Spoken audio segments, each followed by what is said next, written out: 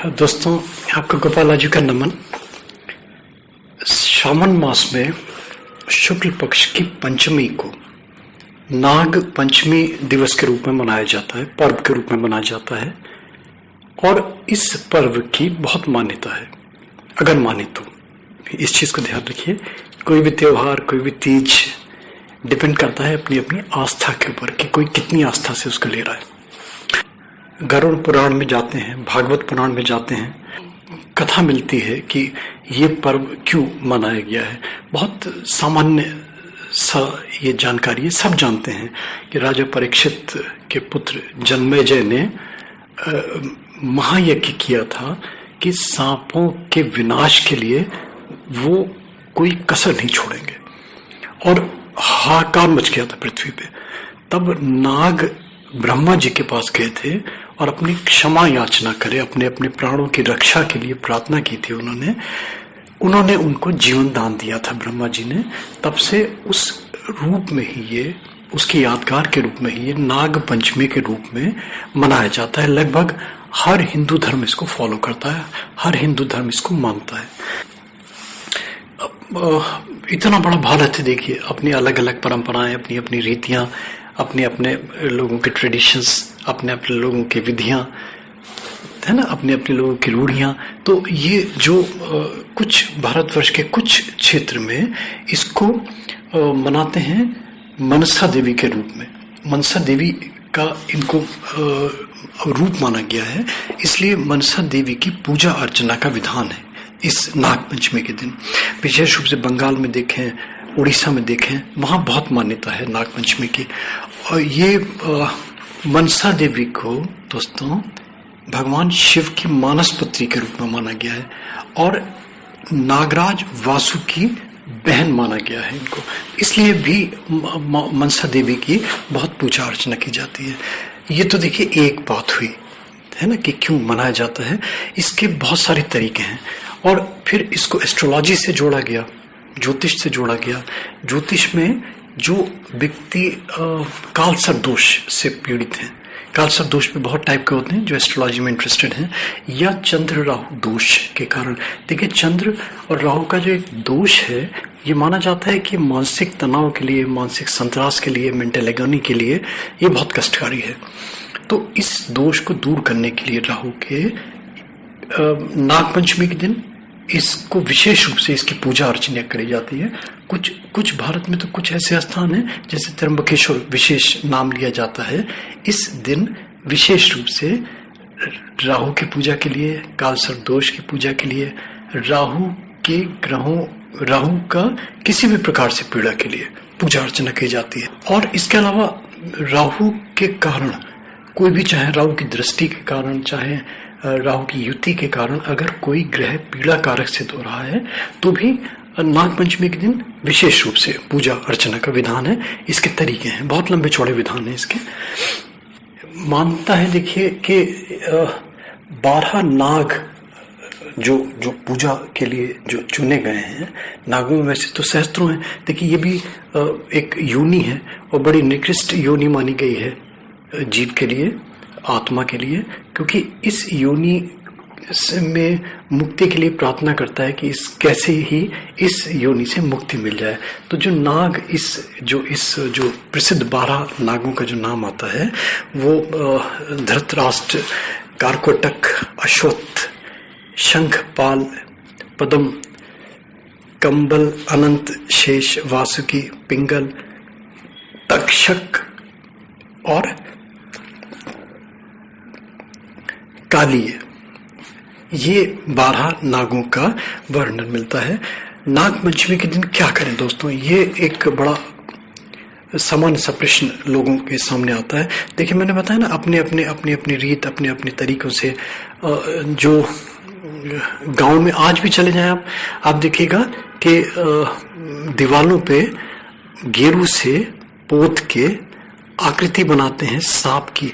एपन से बनाते हैं। एपन मीन्स जो हल्दी का जो घोल होता है, हल्दी के घोल बना के, पिसे चावल मिला लेते हैं उसमें और एक घोल सरीका बन जाता है, उससे आकृति बनाई जाती है सांपों की, सर्पों की। तो ये मान्यता है और फिर इसकी पूजा अर्चना करी जाती है।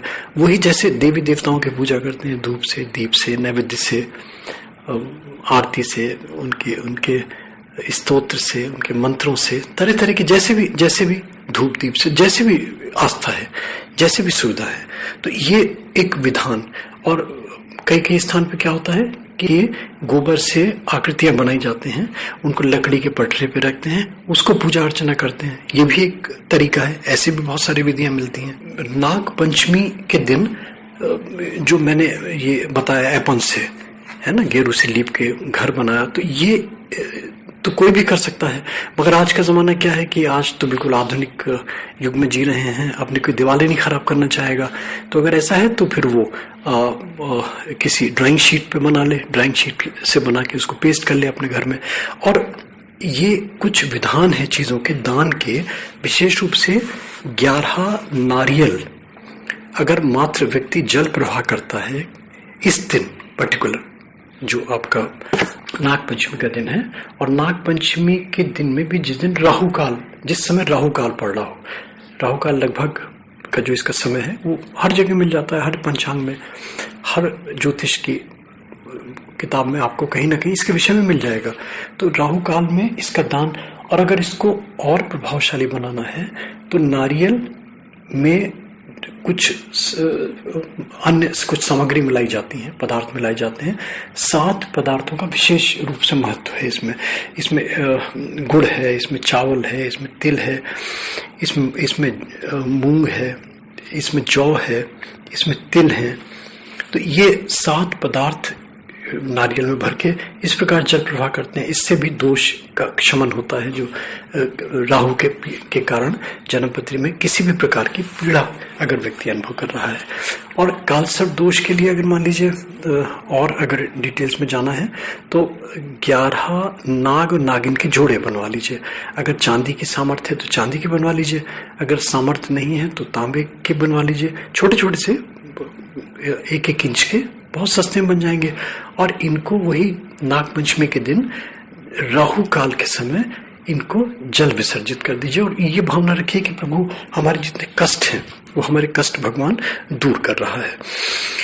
दोस्तों देखिए, मैं कोई भी चीज को, विशेष रूप से कोई भी पौराणिक कथा को, किसी भी पौराणिक मान्यता को मैं जब तक नहीं देता, जब तक कि उसके पीछे कोई सार, कोई उसका ठोस चीज, कोई उसका तर्क, कोई उसका वैज्ञानिक पहलू पक्ष नहीं तलाश लेता। ये हमारा, देखिए हमारी जो मान्यताएं हैं, हम अगर अपने टटोलेंगे, अगर हम अपने वाङ्मय में, हम अपने हिंदू साहित्य में, हम अपने धर्म ग्रंथों में, अपने पर्व को लेके, त्योहारों को लेके, तीजों को लेके, तो कहीं ना कहीं किसी न किसी रूप से संरक्षण की भावना जरूर है इन सब चीजों के पीछे। वो संरक्षण चाहे व्यक्ति विशेष का हो, या वो पर्यावरण का हो, या किसी जीव जंतु का हो, किसी का भी संरक्षण। तो उस भावना से लेके चलते थे। तो क्या था, देखिए जीवों की हत्या के पीछे एक कारण था कि क्या है कि सावन के दिनों में सब जानते हैं, जो नहीं मानते, जो इन सब चीजों को, मुहूर्त को नहीं मानते, एस्ट्रोलॉजी को नहीं मानते, हिंदू साहित्य के धार्मिक चीजों को नहीं मानते, वो भी ये मानते हैं कि सावन के दिनों में खुदाई नहीं करी जाती, धरती को नहीं खोदते, नींव नहीं खोदते। उसके पीछे जो मान्यता जो भी है, एक मान्यता ये निश्चित रूप से है कि जो जीव जंतु हैं, जो क्रिएचर्स हैं, जो धरती के नीचे रहने वाले जीव हैं, प्राणी हैं, उनकी हत्या ना हो जाए जाने अनजाने में, उनका प्रोटेक्शन रहे। तो वो ये भी भावना रहती थी, क्योंकि देखिए खोदेंगे तो फिर तब से वो तो भावना थी संरक्षण की, कि जीवों को संरक्षण दें। फिर उसका वो मुहूर्त बना दिया कि अगर सावन में खोदेंगे, नींव सावन में घर बनाएंगे तो शुभ नहीं होता। तो शुभता और अशुभता से जोड़ के लोगों में भय पैदा करके, वैसे तो मानेगा नहीं व्यक्ति, अगर उसको किसी भी प्रकार से कोई पैनिक डाल दीजिए उसके मन में, तो वो आस्थावान हो जाएगा। और वस्तुतः चीज क्या थी? चीज वही थी, संरक्षण की भावना। हर पर्व के पीछे, हर त्योहार के पीछे कोई ना कोई, चाहे वो उसके साइंटिफिक रीजंस तो हैं ही हैं, और उसकी मेडिसिनल कहीं ना कहीं वैल्यू जरूर थी इन सब चीजों की। संरक्षण के पीछे।